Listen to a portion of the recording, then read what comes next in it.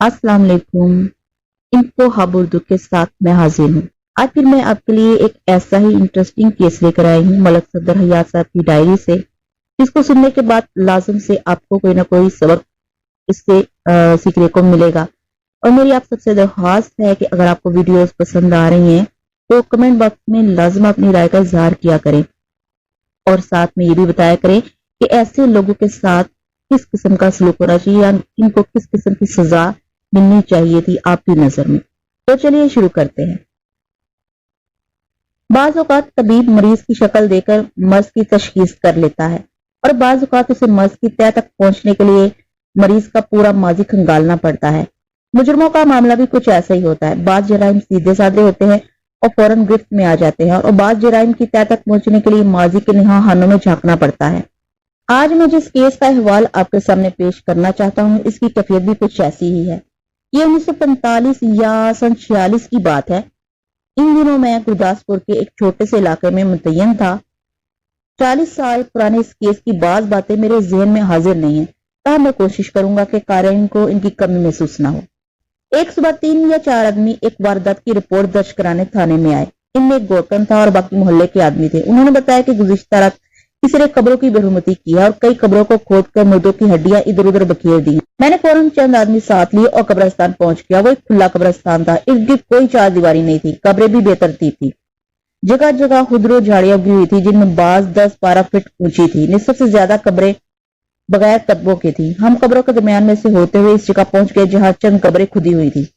इनकी सही तादाद तो मुझे याद नहीं रही। खासी पुरानी कब्रें मालूम होती थी। ज्यादातर लाशों की हड्डियों के बारे में ये फैसला करना मुश्किल था कि कौन सी हड्डी किस कब्र से ताल्लुक रखती थी। 2 कब्रों पर कतबे मौजूद थे। एक कदबा संगे मरमर का था। इसके इर्द गिर्द घास उगी हुई थी और जमीन में धंस कर टेढ़ा हो गया था। मैंने कतबे पर जमी हुई मिट्टी साफ और मरहूम का नाम पढ़ा। लिखा था रईस ज़ादा सरदार अता खान, तारीख पैदाइश 25 फरवरी 1859, तारीख वफात 12 अक्टूबर 1925। इसके अलावा कदबे पर मरहूम के कुछ खानदानी हालात भी करंदा थे जिसका जिक्र यहाँ मुनासिब नहीं मालूम होता। दूसरे कदबे का नाम देकर मैं थोड़ा सा चौंका। इस पर लिखा था बाबर अली उर्फ बब्बर शेर, तारीख पैदाइश जनवरी 1898, तारीख वफात 12 अक्टूबर 1925। 2 ढांचे जो किसी हद तक मुकम्मल थे इन दोनों कब्रों के पास पड़े थे। एक ढांचा रईस ज़ादा अताउल्लाह खान का मालूम होता था और दूसरा बाबर अली उर्फ बब्बर शेर का। अगरचे दोनों की वफात एक ही दिन हुई थी, ताहम इनकी उम्र में 39 साल का तफावत था।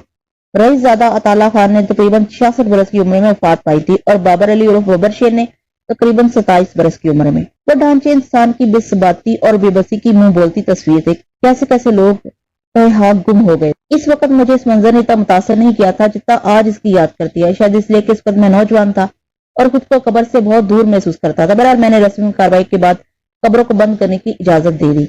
जिन कब्रों पर कदबे नहीं थे इनके बारे में कोई मालूमात हासिल नहीं हो सकी। न ही ये मालूम हो सका कि ये कब्रें किस शख्स या अशखास ने खोदी थी और इनका मकसद क्या था। चंद रोज के बाद एक नहायत ठाट बाट वाला शख्स मुझसे मिलने आया। उसने सफेद शलवार से शेरवानी और तिल्ले वाली देसी जूती पहन रखी थी जो हर कदम पर अपनी मौजूदगी का एहसास दिलाती थी। कंधे पर पिस्तौल लटक रहा था और सर पर कलफ लगी तुरे वाली पगड़ी थी। इसके साथ एक नौजवान था जो वैसे ही लिबास में महबूस था, ताहम इसने पगड़ी के बजाय नफीस किस्म की कराकली टोपी पहन रखी थी। इसके किनारों से ऊपर उठी हुई मुझे अजीब बहार दे रही थी। हसन सजीला नौजवान था। पगड़ी वाले ने मेरे साथ हाथ मिलाकर कहा, मलक साहब, मेरा नाम सरदार तसद्दुक हुसैन है और ये मेरा बेटा फारूक हुसैन है। मैंने सुना है कि आपके राज में बड़ी अंधेर नगरी मची हुई है। आपने गलत सुना सरदार साहब, मैंने कहा इस मुल्क में अंग्रेजों का राज है। मैं तो हुकूमत की मशीनरी का बहुत मामूली सा पुर्जा हूँ। फिर मैंने तंजिया लहजे में कहा, मालूम होता है आपकी जागीर में डाका पड़ गया है। फारूक हुसैन सीना फुलाकर बोला, हम अपनी जागीर की हिफाजत करना खूब जानते हैं। कोई माइक का लाल हमारी जागीर की तरफ बैली आंख से नहीं देख सकता। मैंने इसकी लाफजनी का मजीद नमूना देखने के लिए कहा, हूँ तो फिर तो यकीनन तुम्हारे मुजाहिरीन ने बगावत कर दी होगी। उसने कहका लगाया, बोला, वाह मलक साहब वाह, कैसी बात की आपने। हम इन कमी कमीनों को जूती के नीचे रखते हैं। वो हमारे सामने आंख भी ऊंची नहीं कर सकते। कभी हमारी जागीर पर तशरीफ लाए और अपनी आंखों से हमारी शान शौकत का नजारा करें। जरूरत पड़ी तो जरूर आऊंगा। वैसे आपकी शान शौकत का अंदाजा तो बातों से ही हो गया है। फिर मैंने कदरे तलख लहजे में कहा, सरदार साहब, मैं मसरूफ आदमी हूँ, लंबी बातों का वक्त नहीं है मेरे पास। मुख्तसर बात करें। कोई माल मवेशी चोरी हो गया है या आपको कोई लड़की अगवा हो गई है। ये सुनकर फारूक हुसैन का चेहरा सुख हो गया और नतने फड़फड़ाने लगे। लेकिन कबल इसके कि वो कोई तल्ख बात कहता, इसके बाप ने जल्दी से कहा, मलक साहब, हम इज्जतदार आदमी हैं, ہماری عورتیں ہماری عزت و آبرو کی حفاظت کرنے والی ہیں، آپ کو ایسی بات نہیں کرنی چاہیے۔ سردار صاحب، میرے پاس ہر قسم کی وارداتوں کی رپورٹیں آتی ہیں۔ میں نے کہا، جب تک آپ بجھارتے ڈالتے رہیں گے میں اندازے لگاتا رہوں گا، اس لیے برائے مہربانی سیدھی بات کریں تاکہ میرے اندازوں سے آپ کو تکلیف نہ پہنچے۔ وہ سیدھے راستے پر آ گیا، بولا، ہمیں پتہ چلا ہے کہ کسی بدبخت نے میرے مرحوم و منفور والد کی قبر کی بے حرمتی کی تھی اور ان کی لاش نکال کر باہر پھینک دی تھی جی ہاں، آپ کے والد کے علاوہ چند اور قبروں کی بھی بے حرمتی کی گئی ہے۔ فاروق حسین نے میری بات کاٹی، ہمیں دوسروں کی قبروں سے کوئی واسطہ نہیں ہے۔ میں نے اسے تیز نظروں سے گھورا اور کہا، جس بدبخت نے حرکت کی ہے وہ بھی ایسے ہی نظریات کا آدمی معلوم ہوتا ہے، اسے بھی اپنے دادا کی قبر کے سوا کسی کی قبر کی پرواہ نہیں معلوم ہوتی۔ اس نے لمحہ بھر کے لیے آنکھیں نیچے کر لیں، لیکن میں نے بات جاری رکھتے ہوئے کہا، برخوردار انسان کو ہر مرنے والے کا احترام کرنا چاہیے، چاہے وہ اپنا ہو یا پرایا۔ سردار تصدق میری تائید کرتا ہوا بولا، جی ہاں، آپ صحیح فرماتے ہیں، سب مرنے والوں کی عزت کرنا چاہیے۔ سردار صاحب، قبرستان میں جو منظر میں نے دیکھا تھا وہ ابھی تک میرے ذہن میں نقش ہے۔ چند قبروں کی ہڈیاں سوکھی ہوئی لکڑیوں کی طرح قبروں کے باہر بکھری پڑی تھی۔ کسی ہڈی پر یہ نہیں لکھا تھا کہ یہ کسی امیر العمرہ کی ہڈی ہے اور یہ کسی فقیر الفقراء کی ہڈی ہے۔ سردار تصدق حسین پریشانی سے بولا، اوہ، یہ تو بڑی بری خبر ہے، انہیں دوبارہ دفن کیسے کیا گیا؟ یعنی یہ اندازہ کیسے لگایا گیا کہ کون سی ہڈی کس قبر کی تھی؟ لوگوں نے اندازے سے ہڈیوں کو مختلف قبروں میں دفن کر دیا ہے۔ آپ کے والد کا نام کیا تھا؟ رئیس زادہ سردار عطا اللہ خان۔ میرا خیال ہے کہ آپ کے والد کا ڈھانچہ کسی قدر مکمل حالت میں تھا۔ اپنے والد کی لاش کے بارے میں لفظ ڈھانچہ سن کر اس کے چہرے کی عجیب کیفیت ہو گئی۔ میں نے اس کے نوجوان بیٹے کی طرف دیکھتے ہوئے کہا، معلوم ہوتا ہے تم لوگوں کو اپنی جاگیر کی دیکھ بھال سے فرصت نہیں ملتی، اتنا وقت بھی ملتا کہ اس شخص کی قبر ہی ٹھیک کرا دیں جو یہ جاگیر تم لوگوں کو تحفے میں دے گیا ہے۔ آپ ٹھیک کہتے ہیں، جاگیر کی دیکھ بھال سے واقعی فرصت نہیں ملتی۔ فاروق حسین نے کہا، ایسی بات بھی نہیں ہے، میں ابھی پچھلے سال ہی قبرستان میں گیا تھا۔ بہرحال یہ تم لوگوں کا خاندانی مسئلہ ہے۔ میں نے کہا، یہ صرف آپ ہی کی مجبوری نہیں ہے، ہم سب کی مجبوری ہے کہ ہم مرنے والوں کو بہت جلد بھول جاتے ہیں۔ آپ ہمیں یہ بتائیں کہ قبریں کھودنے والوں کو کچھ پتا چلا یا نہیں؟ ہم نے رپورٹ لکھ لی ہے، میں نے کہا، اور تفتیش کر رہے ہیں، لیکن ابھی تک کوئی سراغ نہیں ملا۔ آپ کے خیال میں اس کارروائی کا سبب کیا ہو سکتا ہے؟ کوئی خاندانی دشمنی یا محض تہریبی کارروائی؟ خاندانی دشمنی بھی ڈھنگ سے کی جاتی ہے، سردار تصدق حسین نے کہا۔ 20 سال پرانی قبر سے کسی کو کیا دشمنی ہو سکتی ہے؟ دشمنی تو زندہ انسانوں سے کی جاتی ہے۔ جب آپ کے والد کی وفات ہوئی تو اس وقت آپ یقیناً جوان ہوں گے، ان کی وفات سے پہلے یا بعد میں کوئی قابل ذکر واقعہ تو نہیں پیش آیا تھا؟ وہ تامل کرتے ہوئے بولا، میں ان دنوں باہر گیا ہوا تھا، مجھے 15 روز بعد والد صاحب کی وفات کی خبر ملی تھی۔ جب میں یہاں پہنچا تو کفن دفن سب کچھ ہو چکا تھا۔ 1925 میں ڈاک و تار کا سلسلہ اتنا تیز رفتار نہیں تھا جتنا آج ہے۔ بات سے آپ کی کیا مراد ہے؟ میں نے پوچھا، کہ آپ ہندوستان سے باہر گئے ہوئے تھے یا کسی دوسرے شہر میں تھے؟ اس نے جواب دینے میں دوبارہ تامل کیا، پھر بولا، تھا تو ہندوستان میں ہی لیکن سفر میں تھا، یہاں گاؤں میں کسی کے پاس میرا پتہ موجود نہیں تھا۔ میں نے اندازہ لگایا کہ بیٹے کی موجودگی میں کھل کر بات کرنے سے کترا رہا تھا۔ میں نے پوچھا، آپ کے کتنے بہن بھائی ہیں؟ 3، اس نے جواب دیا، میرے علاوہ 2 اور بہنیں ہیں۔ آپ کے والد کی قبر کے نزدیک ایک قبر پر کسی بابر علی عرف ببر شیر کا نام لکھا ہوا ہے، اس کی وفات بھی اسی دن ہوئی تھی جس دن آپ کے والد فوت ہوئے تھے۔ کیا آپ اس شخص کے بارے میں کچھ جانتے ہیں؟ ملک صاحب، آپ تو غلط لائن پر چل نکلے۔ وہ میرے سوال کو نظر انداز کرتا ہوا بولا، اصل مقصد کی بات کرے، گڑے مردے اکھاڑنے کا کیا فائدہ؟ میں نے پر خیال لہجے میں کہا، جی ہاں، میں بھی یہی سوچ رہا ہوں کہ گڑے مردے اکھاڑنے سے کسی کو کیا فائدہ پہنچ سکتا ہے، لیکن معلوم ہوتا ہے کہ آپ اس معاملے میں تعاون کرنے پر تیار نہیں ہیں۔ وہ اٹھتے ہوئے بولا، پتہ نہیں آپ کس قسم کا تعاون چاہتے ہیں؟ پتر فاروق حسین، آؤ چلیں۔ اچھا ملک صاحب، آپ کبھی حویلی میں آئے تو تفصیلی ملاقات ہوگی۔ دونوں باپ بیٹا سلام کر کے رخصت ہو گئے۔ ان کے ساتھ 2 مسلح محافظ بھی تھے جو باہر کھڑے تھے۔ میں نے اندازہ لگایا کہ سردار تصدق حسین نے اپنے بیٹے کی وجہ سے کھل کر بات نہیں کی، تاہم اس کی باتوں سے میرے دل میں تجسس پیدا ہو گیا تھا۔ اگلے روز میں نے اس معاملے کی زیادہ توجہ سے تفتیش شروع کر دی۔ اس علاقے میں سکھوں کی آبادی زیادہ تھی، تھانے کا زیادہ عملہ بھی سکھوں پر مشتمل تھا۔ ان میں ایک سکھ حوالدار بھی تھا، نام اس کا غالباً ہرنام سنگھ تھا۔ خاصا ہوشیار اور فرمانبردار قسم کا شخص تھا، عمر اور سروس میں مجھ سے سینئر تھا۔ میں اسے بلا کر کہا، ہرنام سنگھ، ایک آدمی کے بارے میں کچھ چھان بین کرنا ہے۔ نام کیا ہے جناب اس آدمی کا؟ نام اس کا ہے بابر علی عرف ببر شیر۔ بلے بلے بھائی، یہ تو کوئی بستہ بے کا بدماش لگتا ہے، کس پنڈ کا رہنے والا ہے؟ ہرنام سنگھ یہ شخص آج کل قبرستان کا باسی ہے، اسے مرے ہوئے 20 سال ہو چکے ہیں۔ اس کی وفات 12 اکتوبر 1925 کو ہوئی۔ چند روز پہلے جو قبریں کھدی ہوئی پائی گئی تھی ان میں ایک قبر اس کی بھی تھی۔ وفات کے وقت اس کی عمر 27-28 سال کے لگ بھگ تھی۔ میں یہ جاننا چاہتا ہوں کہ یہ شخص کون تھا، کہاں کا رہنے والا تھا، اس کی وفات کیسے ہوئی تھی؟ ہرنام سنگھ سوچتے ہوئے بولا، اچھا ملک جی، کوشش کرتا ہوں کوئی پرانا خنگ بندہ ڈھونڈنا پڑے گا، باقی جو کرے کرتار۔ اور ہاں، یہ کام تم نے بغیر وردی کے کرنا ہے۔ میں نے کہا، اور پوچھ گچھ ذرا ہوشیاری سے کرنا، یہ نہ بتانا کہ تم پولیس کے آدمی ہو، میری بات سمجھ رہے ہو نا؟ پولیس کا نام سن کر لوگ کچھ زیادہ ہی سیانے ہو جاتے ہیں۔ حنان سنگھ نے اسی دن کام کرنا شروع کر دیا۔ 4-5 روز کے بعد وہ بڑا خوش میرے پاس آیا۔ لو جی ملک جی، کام ہو گیا۔ اس نے کہا بندے کا پتہ چل گیا، چلے میرے ساتھ۔ کیا پتہ چلا ہے؟ وہ آپ کا ببر سنگھ تو بڑا نامی گرامی لچا تھا۔ اس نے کہا اس نے اس علاقے میں بڑی تباہی مچا رکھی تھی۔ ببر سنگھ؟ میں نے حیرانی سے کہا میں نے تو تمہیں بابر علی عرف ببر شیر کے بارے میں پوچھ گچھ کرنے کے لیے کہا تھا۔ یہ سارا ایک ہی آدمی تھا، اس نے کہا۔ کبھی بابر علی بن جاتا تھا اور کبھی ببر سنگھ عرف ببر شیر۔ وہ مجھے اپنے ساتھ ایک لکڑی کی ٹال پر لے گیا۔ اس ٹال کا مالک جوگندر نامی ایک محمد سکھ تھا۔ اس نے اپنی سفید داڑھی کو درمیان سے 2 حصے کر کے دائیں بائیں پگڑی میں باندھ رکھا تھا۔ رسمی بات چیت کے بعد وہ ہمیں ایک چھوٹی سی جھگی میں لے گیا اور لسی پانی کے بارے میں پوچھا۔ میں نے اس کا شکریہ ادا کرتے ہوئے کہا سردار جی میں بابر علی عرف ببر شیر کے بارے میں پوچھنے آیا ہوں۔ حنان سنگھ نے بتایا کہ آپ اس شخص کو اچھی طرح جانتے ہیں۔ اچھی طرح تو نہیں جانتا پر اس کے قصے بہت سنے ہو۔ یہ 25-30 سال پرانی باتیں ہیں، کچھ بھول گئی ہیں کچھ یاد ہے۔ اس زمانے میں ببر سنگھ کے نام کی بڑی دہشت تھی۔ پولیس بھی اس پر ہاتھ ڈالتے ہوئے ڈرتی تھی۔ بڑا دبنگ ڈاکو تھا، بڑے بڑے جاگیرداروں سے جگہ ٹیکس وصول کرتا تھا۔ مجھے وہ ڈھانچہ یاد آ گیا جو تصویریں عبرت بنا قبر کے باہر پڑا تھا۔ یہ اس کے نام کا کیا چکر ہے؟ میں نے پوچھا۔ اس کے کہنے پر بابر علی عرف ببر شیر لکھا ہے اور مسلمانوں کے قبرستان میں دفن ہے۔ کیا وہ مسلمان تھا یا سکھ تھا؟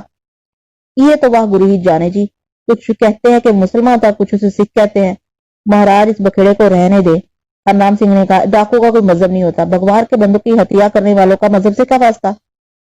اس کے گروہ میں زیادہ تر ڈاکو مسلمان تھے، جوگندر سنگھ نے کہا۔ اس کے علاوہ وہ اپنے آپ کو مسلمان ہی کہتا تھا۔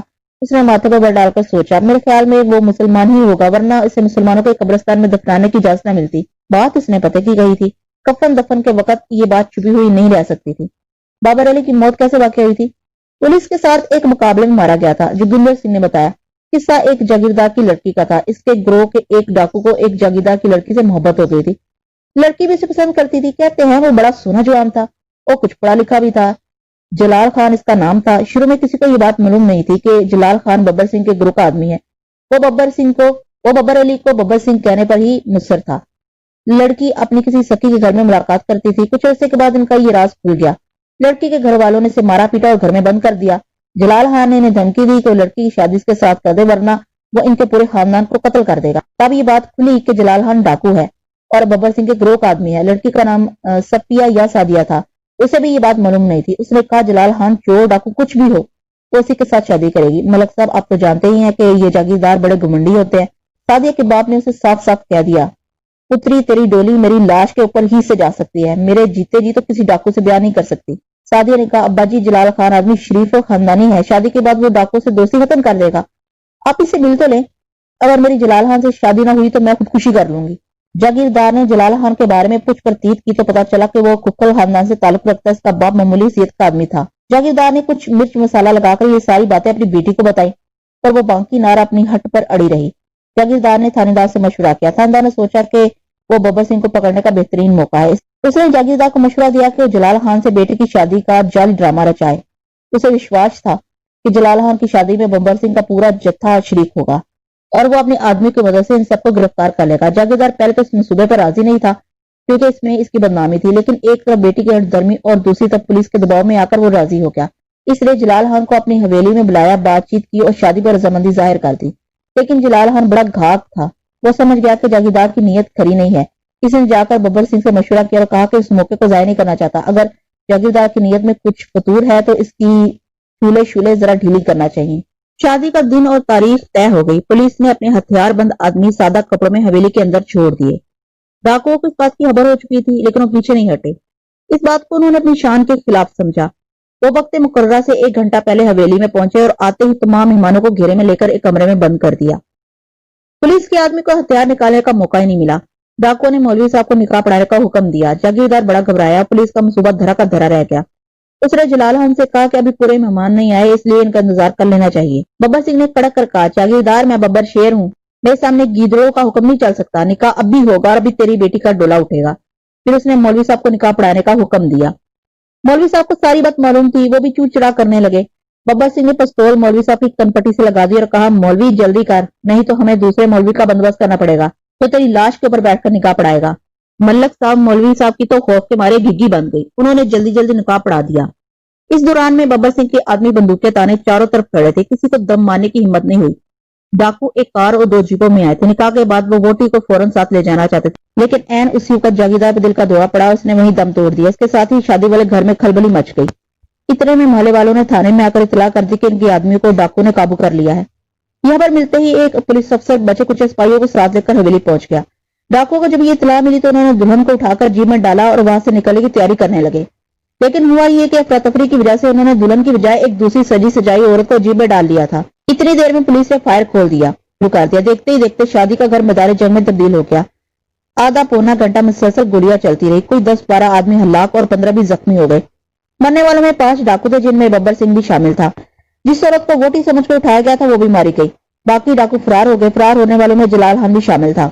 बब्बर सिंह की मौत के बाद डाकुओं के गिरोह में फूट पड़ गई और 1 हफ्ते के बाद पुलिस ने जलाल खान समेत 5 डाकुओं को गिरफ्तार कर लिया। बाज़ लोगों का कहना है कि डाकुओं की गिरफ्तारी जलाल खान की वजह से हुई थी। कहते हैं कि चंद रोज बाद वो खुद थाने पहुंचा, पुलिस से वादा लिया कि वो उसे सुल्तानी गवाह बना लेंगे और पुलिस को अपने साथियों का पता ठिकाना बता दिया। बाज़ लोग कहते हैं कि पांचों डाकू इकट्ठे थाने पहुंचे थे और अपने आप को पुलिस के हवाले कर दिया था। कुछ लोग कहते हैं कि जलाल खान बब्बर सिंह का नायब था और बब्बर सिंह की मौत की वजह से डाकुओं में लूटी हुई दौलत की वजह से फूट पड़ गई थी, क्योंकि जलाल खान ने रातों रात सारी दौलत कहीं छुपा दी थी और अपने साथियों के इंतकाम से बचने के लिए इन्हें पुलिस के हवाले कर दिया था।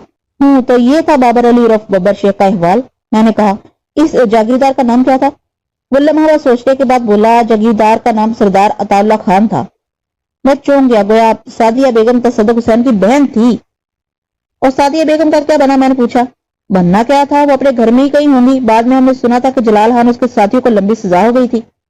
सरदार जी, आपने डाकुओं की लूटी हुई दौलत का जिक्र किया है, कुछ पता है ये दौलत कहाँ गई? महाराज, इसके बारे में मुझे कुछ पता नहीं है। आप थानेदार हैं, आपको मालूम होना चाहिए। हमने जोगिंदर सिंह का शुक्रिया अदा किया और वहां से रुखसत हो गए। जब मैंने गौर करना शुरू किया तो मेरे ज़हन में ये बात आई कि जिस किसी ने भी कब्रों को खोदा था उसे बाबर अली उर्फ बब्बर शेर की दौलत की तलाश थी। अब मुझे कई बातों का जवाब मालूम करना था। जलाल खान और उसके साथियों को कितनी सजा हुई थी, अब वो कहाँ थे? क्या सादिया बेगम जिंदा थी या मर चुकी थी? और बाबर अली की गुमशुदा दौलत कहाँ थी? जलाल खान और उसके साथियों के बारे में गुरदासपुर जेल से मालूमात हासिल हो सकती थी, लेकिन असल मसला ये था कि कब्रें खोदने वाले कौन थे, इनका मकसद क्या था। खोदी जाने वाली बाकी कब्रें या तो बाबर अली के साथियों की थी या खोदने वालों ने इन्हें डाकुओं की कब्रें समझा था। चंद रोज तक मैं पुराने लोगों से बाबर अली डाकू सरदार के बारे में मालूमात इकट्ठी करता रहा। फिर एक रोज एक कत्ल की इतला मिली। इतला देने वाला एक हिंदू बनिया था, लाला जगत नारायण इसका नाम था। वो छोटे कद का एक कारोबारी शख्स था। सर इसका घुटा हुआ था, लेकिन बीच में गुलहरी की दुम जैसा एक फुंदना इसे बचा रखा था। वो अलील सुबह हाँफता कांपता थाने पहुंचा। बड़ी मुश्किल से अटक अटक कर पूरी बात बताई। इसकी हवेली में एक लाश पड़ी थी जिसके बारे में वो सिर्फ इतना जानता था कि वो इंसान की लाश थी। एक ऐसे इंसान की लाश जिसकी शक्ल और सूरत उसके ख्याल में बड़ी खौफनाक थी। मैं चंद सिपाहियों को लेकर मौका पर पहुंच गया। लाला जगत नारायण की हवेली खासी पुरानी थी। चारों तरफ ऊंची 4 दीवारी बनी हुई थी। अंदर एक बागीचा था जिसमें किस्म किस्म के फलदार और फूलदार दरख्त उगे हुए थे। लाश हवेली के अकबी हिस्से में एक जामन के पेड़ के नीचे पड़ी हुई थी। जिस्म पर जख्म के कई निशानात थे। आसपास खून फैला हुआ था। उम्र इसकी 40 के ऊपर मालूम होती थी। शेप बड़ी हुई थी और मुझे बदमाशों जैसी थी। मैंने इसे सीधा किया और जेब की चंद चीजें निकालकर इसका जायजा लिया। इनमें चंद रुपए, एक सिगरेट का पैकेट, कुछ दवाई की गोलियां, एक तय किया हुआ कागज था। कागज पर अमानत अली नामी एक शख्स का पता लिखा हुआ। पता इसी इलाके का था। मैंने एक सिपाही को वो कागज दिया और कहा कि वो इस पते पर जाकर अमानत अली नामी शख्स को बुलाकर लाए। फिर मैं लाला जगत नारायण की तरफ मुतवज्जा हुआ। वो दूर खड़ा राम राम कर रहा था। मैंने पूछा, लाला जी ये शख्स आपके पास क्या करने आया था? जगत नारायण चौंक कर बोला, हे राम, कैसी बातें करते हो थानेदार साहब, मेरे पास क्यों आने लगा ये शख्स? मैंने तो इसे जीवन में पहली बार देखा है। लाला जी लाश तो हवेली के अंदर ही पड़ी है ना, लाश तो चलकर नहीं आई होगी अंदर, जिंदा आदमी ही आया होगा। मैं गलत तो नहीं कह रहा हूँ लाला जी? महाराज मैं क्या जानू जिंदा आया था कि मुर्दा, बस सुबह क्वाड़ खोल कर बाहर निकला तो ये ऐसे ही पड़ा था। जगत नारायण का एक पड़ोसी या रिश्तेदार वहां मौजूद था। बोला, हो सकता है किसी ने से बाहर कत्ल करके लाश अंदर फेंक दी हो। अगर से बाहर कत्ल किया गया होता तो इसके आसपास खून फैला हुआ ना होता। मैंने कहा, जब आदमी मर जाता है तो उसके जिस्म से खून बहना बंद हो जाता है। इस शख्स को इसी जगह पर कत्ल किया गया है। लाला जी इस हवेली में कितने लोग रहते हैं? मुझे मिलाकर कुल 6 आदमी है। एक मेरी माता जी, एक पत्नी, 2 बेटियां और एक बेटा। बेटा कितना बड़ा है? 15-16 साल का होगा। घर में सबसे छोटा है। बेटियां बड़ी हैं। और कोई नौकर वगैरह? नौकर कोई नहीं है। एक औरत सफाई वगैरह करने आती है, वो काम करके वापस चली जाती है। माली हफ्ते में एक बार आता है। घर का काम काज मेरी पत्नी और मेरी बेटियां खुद ही करती हैं। और आपका कहना है कि आप इस शख्स को बिल्कुल ही जानते, कभी इसकी शक्ल तक नहीं देखी। लाला जी, ये कत्ल का केस है, जो कुछ आपको मालूम है वो खुद ही बता दें। ये कैसे मुमकिन है कि आपकी हवेली में आदमी कत्ल हो जाए, आपको खबर तक ना हो? और कुछ शोर हंगामा तो जरूर हुआ होगा। अगर आप हकीकत नहीं बताएंगे तो हम आपको थाने ले चलेंगे। और मुझे किस दोष में थाने ले जाओगे महाराज? वो गिड़गिड़ाया। जरा इस रीछ को देखो और मुझे देखो, मैं तो इस जैसे एक ही आदमी का घुसा खाकर लंबा पड़ जाऊंगा। लाला जी, मेरी बात समझने की कोशिश करें। जब इसे कत्ल किया जा रहा होगा तो इसने जंगली भैंसे की तरह उधम मचाया होगा, मगर आप कहते हैं कि आपको कुछ पता ही नहीं है, आपने कोई आवाज ही नहीं सुनी। इसका मतलब तो यही हुआ कि आपने किराए के गुंडों से इसे कत्ल कराया है। और बाकी आपका बाकी कुंबा कहाँ है? इन सबको तो मैंने अपनी जीजी के घर भिजवा दिया है। इनको फौरन यहाँ बुलाए, मैंने साथ ले जाएगा, इन सब का बयान होगा। अच्छा जी, जो हुक्म महाराज, मैं भी बुलाकर लाता हूँ। मेरी जीजी उधर पड़ोस में ही रहती है। मैंने अपने स्पाई को उसके साथ कर दिया। वो चंद मिनट के अंदर अपने बीवी बच्चों को बुला लाया। अलबत्ता उसकी माँ साथ नहीं आई थी। इसके बारे में उसने बताया कि उसकी तबीयत खराब हो गई थी। मैंने इसके बीवी बच्चों को एक कमरे में बिठाया और वारदात के बारे में चंद सवाल किए। मैं ये अंदाजा लगाना चाहता था कि कत्ल में लाला जगत नारायण का हाथ तो नहीं था। इसकी बीवी अनपढ़ और बुद्धू किस्म की औरत थी। तमाम बेटियां पढ़ी लिखी और होशियार थी। बड़ी का नाम निर्मला और छोटी का नाम कविता था। निर्मला ने मेरे एक सवाल के जवाब में बताया कि रात के वक्त उन्होंने बाहर शोर की आवाज सुनी थी। मैंने पूछा, जब शोर की आवाज सुनकर तुम्हारी आंख खुली तो तुमने क्या किया? हम तीनों एक कमरे में सोते हैं, उसने कहा। उसका इशारा अपनी बहन और छोटे भाई की तरफ था। इसका नाम अजीत था। वो 14-15 साल का दुबला पतला सा लड़का था, कमजोर और सहमा हुआ था। निर्मला बात जारी रखते हुए बोली, रात के 3:15 बजे खटके की आवाज होकर मेरी आंख खुल गई। अजीब सी आवाज थी, जैसे कोई लोहे पर लोहा रगड़ रहा हो। थोड़ी देर के बाद किसी के बोलने की आवाज है। मैंने कविता को जगा दिया। ये डर कर मेरे साथ लिपट गई। फिर अजीत भी जाग गया। इसने जल्दी से उठकर पिताजी के कमरे का दरवाजा खटखटाया। बाहर से अजीब किस्म की आवाजें आ रही थी। पिताजी ने जोर से कहा, बाहर कौन है? फिर जल्दी जल्दी दरवाजे और खिड़कियों की कुंडियां चेक करने लगे। इतनी देर में आवाजें आना बंद हो गई। मैंने लाला जगत नारायण को घूरते हुए कहा, लाला जी, आपने ये बात क्यों नहीं बताई? भूल हो गई महाराज। लाला जी ने हाथ जोड़े। जब से लाश देखी है मेरे होश ठिकाने पर नहीं है। आपको देखना चाहिए था कि बाहर कौन है। मैंने कहा, कम से कम खिड़की खोलकर ही बाहर देख लेते। ना जी, मेरी तो हिम्मत नहीं पड़ी। अगर कोई ताके गोली मार देता तो मेरे बच्चे यतीम हो जाते। इन लोगों के बयान से मुझे अंदाजा हुआ कि लाला जगत नारायण का कत्ल में कोई हाथ नहीं था। मैंने सब साथ लिया और अंदर जाकर इनके बेडरूम देखे। लड़कियों का बेडरूम पिछले हिस्से में था। इसमें 3 बिस्तर लगे हुए थे। खासा कशादा कमरा था। इसकी एक खिड़की अकब में खुलती थी। मैंने निर्मला को बुलाकर पूछा, जो आवाज इसने सुनी थी वो किस तरफ से आई थी? उस तरफ से आ रही थी। उसने खिड़की की तरफ इशारा किया। खिड़की खुली थी या बंद थी? खिड़की बंद थी। लाला जगत नारायण का बेडरूम मकान के अगले हिस्से में था। शायद यही वजह थी कि वो अकब में होने वाली कार्रवाई की आवाजें नहीं सुन सका। मैंने बाहर जाकर मकान के अगले हिस्से का जायजा लिया। पीछे 2 या 3 दरवाजे थे। एक लोहे का दरवाजा था, इसमें मोटी मोटी सलाहें लगी हुई थी और बाहर एक पुराना सा जंगलूद ताला लगा हुआ था। वो दरवाजा तहने का था। मैंने सलाहों से अंदर नजर डाली। सीढ़ियों में सूखे पत्ते और कूड़ा करकट पड़ा था। दरवाजे पर जंग लगा हुआ था। यूं मालूम होता था कि इसे बरसों से नहीं खोला गया था।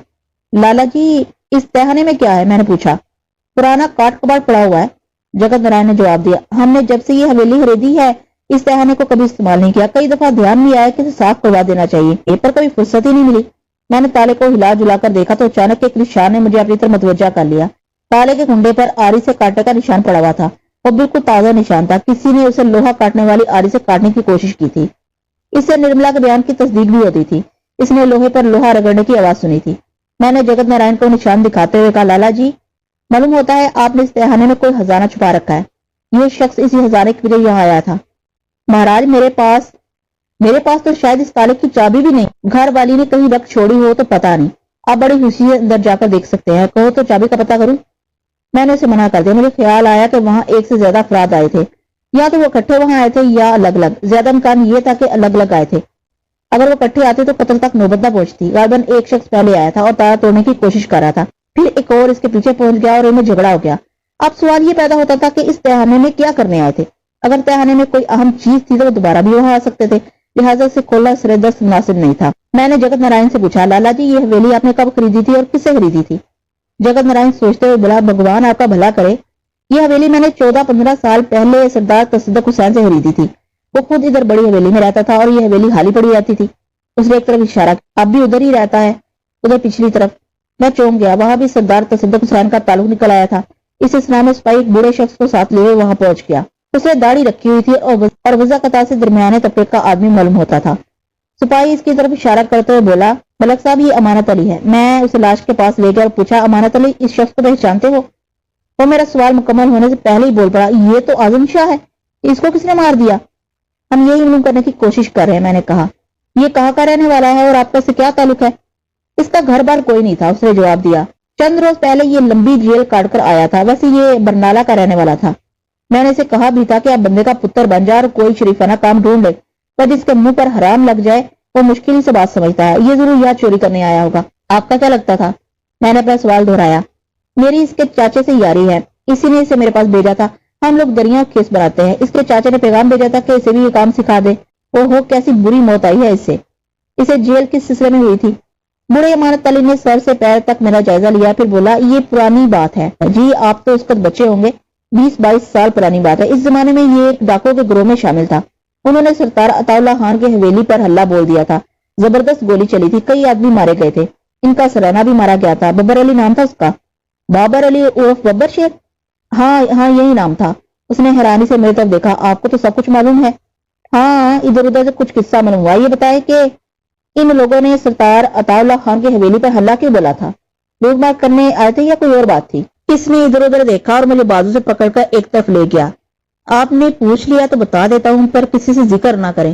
ببر علی کے گروہ کا ایک ڈاکو سردار صاحب کی بیٹی پر عاشق ہو گیا تھا، لڑکی بھی اسے پسند کرتی تھی، دونوں اسی حویلی میں ملاقاتیں کیا کرتے تھے۔ اس زمانے میں یہ قصہ بڑا مشہور ہوا تھا۔ جب یہ ڈاکو سردار صاحب کی بیٹی کو اٹھانے آئے تو انہوں نے پولیس کو بلا لیا۔ یہ بڑی قابل غور بات تھی۔ جلال خان اور سعدیہ بیگم اس حویلی میں ملاقاتیں کیا کرتے تھے اور ان دنوں یہ حویلی غیر آباد تھی۔ اس سے ایک ہی نتیجہ نکلتا تھا کہ جو شخص گزشتہ رات تہانے کا تالا توڑنے کی کوشش کر رہا تھا وہ یقیناً جلال خان تھا، اور غالباً اسی نے اعظم شاہ کو قتل کیا تھا۔ تہانے میں اس نے ضرور کوئی اہم چیز چھپا کر رکھی تھی۔ میں نے امانت علی سے کہا، میں نے تو سنا ہے کہ سردار عطا اللہ خان جلال خان سے اپنی بیٹی کی شادی پر راضی ہو گئے تھے، لیکن بعد میں انہوں نے دھوکے سے پولیس کو بلا لیا، جس کی وجہ سے ہنگامہ ہو گیا۔ کچھ لوگ یہ بھی کہتے ہیں، پر میرا دل نہیں مانتا، اتنا بڑا جاگیردار کسی ڈاکو سے اپنی بیٹی نہیں بیاہ سکتا۔ یہ اعظم شاہ اکیلا تمہارے پاس آیا تھا یا اس کے ساتھ کوئی اور بھی تھا؟ میرے پاس تو اکیلا ہی آیا تھا، امانت علی نے کہا، لیکن 2-3 دفعہ 2 آدمی سے ملنے آئے تھے۔ میں نے ان کے بارے میں پوچھا بھی تھا، مگر اس نے کوئی سیدھا جواب نہیں دیا۔ ان میں جلال خان تو نہیں تھا؟ میں نے جلال خان کو کبھی نہیں دیکھا، صرف نام سنا ہوا ہے۔ ویسے اعظم شاہ نے باتوں باتوں میں بتایا تھا کہ اس کے ساتھ 4 آدمی اور رہا ہوئے تھے، لیکن ان کے نام نہیں بتائے۔ جو آدمی اس سے ملنے کے لیے آتے تھے ان کے نام کیا تھے؟ اصل نام تو میں نہیں جانتا، البتہ ایک کو اعظم شاہ مجو کہہ کر بلاتا تھا اور دوسرے کو بگا کہہ کر۔ میں نے امانت علی کو فارغ کر دیا اور ضابطے کی کارروائی مکمل کرنے کے بعد اعظم شاہ کی لاش پوسٹ مارٹم کے لیے بھجوا دی۔ پھر جگت نارائن کو علیحدہ لے جا کر کہا، لالا جی، میرا خیال ہے کہ وہ چور دوبارہ ادھر آئے گا۔ جگت نارائن گھبرا کر بولا، ہے رام کوئی شبھ بات کرو مہاراج، چور کو ہم سے کیا بیر ہو گیا ہے؟ چور کو آپ سے کوئی بیر نہیں ہے، میں نے کہا، اس نے اس تہانے میں کوئی چیز چھپا رکھی ہے جسے وہ نکالنا چاہتا ہے۔ میں ایک سپاہی کی ادھر ڈیوٹی لگا دیتا ہوں، رات کو میں خود بھی آ جاؤں گا۔ وہ گھبرا کر بولا، تھانے دار صاحب، مجھے اس گمر گیری میں نہ ڈالے، میں اپنے پریوار کو لے کر کہیں اور چلا جاتا ہوں، حویلی آپ کے حوالے۔ لالا جی، اس طرح گڑبڑ ہو جائے گی، چور ہوشیار ہو جائے گا، آپ کا یہاں موجود رہنا بہت ضروری ہے، آپ کی حفاظت اب ہماری ذمہ داری ہے، آپ بالکل فکر نہ کریں، اس بات کا کسی سے ذکر نہ کریں۔ کافی سمجھانے بجانے کے بعد وہ راضی ہو گیا۔ میں نے ایک سادہ لباس سپاہی کی وہاں ڈیوٹی لگا دی، لیکن اس رات وہاں کوئی نہیں آیا۔ اگلے روز میں نے چند سپاہیوں کو ایک حوالدار کی نگرانی میں ان 3 ڈاکوں کی تلاش میں روانہ کر دیا جو چند روز پہلے جیل سے رہا ہوئے تھے۔ خود میں سردار تصدق حسین کی حویلی پہنچ گیا۔ خاصی بڑی حویلی تھی۔ ایک ملازم نے مجھے کشادہ بیٹھک میں بٹھایا اور خود تصدق حسین کو اطلاع کرنے اندر چلا گیا۔ بیٹھک خاصی سجی ہوئی تھی، دیواروں پر خاندان کے بزرگوں کی بڑی بڑی تصویریں آویزاں تھیں، ہر تصویر کے نیچے نام لکھا تھا۔ اس میں سردار عطا اللہ خان کی تصویر بھی تھی۔ روبدار شخصیت تھی اس کی، چہرے پر خاصی زوردار قسم کی مونچھیں نظر آ رہی تھیں۔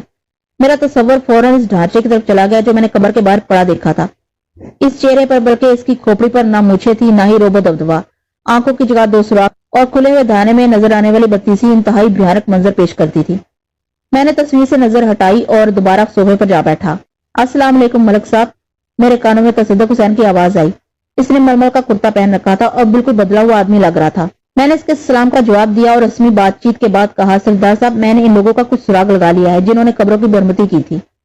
اچھا، کسی کو گرفتار بھی کیا یا نہیں؟ میں نے اس کے سوال کو نظر انداز کرتے ہوئے کہا، آپ نے بابر علی عرف ببر شیخ کا نام تو ضرور سنا ہوگا، یہ لوگ اسی کے گروہ کے آدمی ہیں اور حال ہی میں جیل سے چھوٹے ہیں۔ ببر شیخ کا نام سن کر کے چہرے پر فکر مندی نظر آنے لگی۔ میں نے بات جاری رکھتے ہوئے کہا، ان میں سے 4 کے نام مجھے معلوم ہوئے ہیں، اعظم شاہ، بگا، مجو اور جلال خان۔ اعظم شاہ کو کل رات کسی نے قتل کر دیا ہے۔ وہ ہولے سے بولا، میں اس کی موت کی خبر سن چکا ہوں۔ کہتے ہیں کہ وہ لالا جگت نارائن کی حویلی میں چوری کی نیت سے داخل ہوا تھا، قاتل کا کچھ پتا چلا؟ हम कातिल का पता चलाने की कोशिश कर रहे हैं, इसी सिलसिले में आपके पास आए हैं। मेरे पास क्यों आए हैं? क्या मैंने कातिलों को पनाह दे रखी है? मैं आपकी बहन सादिया बेगम से मिलना चाहता हूँ। वो तेजी से मेरे तरफ मुड़ा और गुस्से से बोला, मैं किसी सादिया बेगम को नहीं जानता। इस हवेली में इस नाम की कोई औरत नहीं है। ये नाम इस हवेली में कोई नहीं ले सकता। आपको कुछ और पूछना है तो पूछें। सरदार साहब, मैं आपके गुस्से का मतलब नहीं समझा। मैंने उठकर इसकी आंखों में आंखें डाल दी। गुस्सा करना तो मैं भी जानता हूँ, लेकिन हर काम किसी सलीके से होना चाहिए। मलक साहब, मैंने आपसे कह दिया है कि मैं किसी सादिया बेगम को नहीं जानता। मुंह की बातों से खून के रिश्ते खत्म नहीं हुआ करते सरदार साहब। जिस बात को आप छुपाने की कोशिश कर रहे हैं, इसे पूरी बस्ती जानती। मालूम होता है कि आप 20 साल पुरानी कहानी को दोबारा जिंदा करना चाहते हैं। आप कहना क्या चाहते हैं? मैंने इसकी अकड़ तोड़ने के लिए कहा। वो आपका बहनोई जलाल खान चंद रोज पहले जेल से छूट कर आया है और वलीमे की तैयारियां कर रहा है।